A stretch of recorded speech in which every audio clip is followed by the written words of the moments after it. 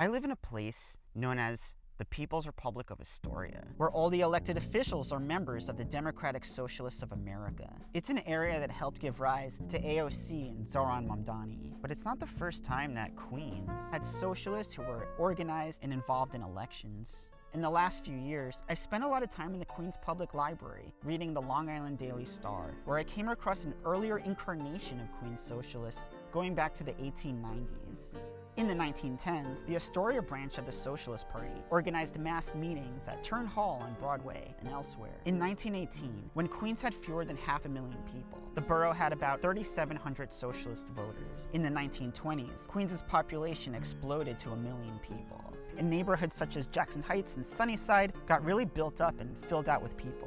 In 1928, the Queens Socialist Party ran Edward Levinson of Sunnyside for borough president, and in 1929, when the socialist Norman Thomas ran for mayor, the Queens Socialists ran James O'Neill for borough president. O'Neill, 54, from the Midwest, lived in Richmond Hill and was an editor for the New Leader, a socialist newspaper. The Queens Socialist Party had chapters across the borough, but party membership concentrated in Sunnyside, the 2nd Assembly District. In 1929, the 2nd District had the highest turnout for Norman Thomas, with 376 votes, or 15%, focused in the Sunnyside Gardens. And then the Great Depression set in.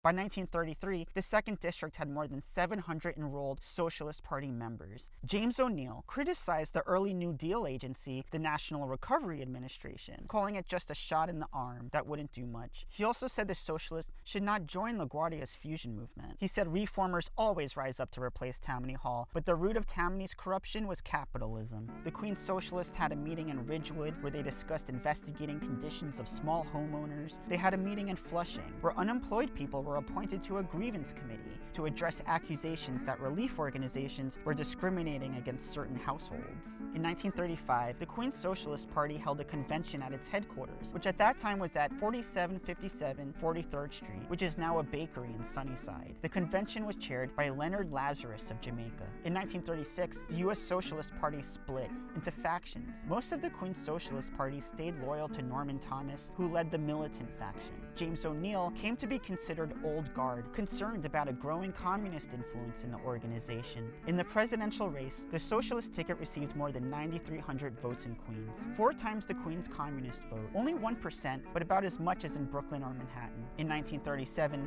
Leonard Lazarus ran for the new city council without success.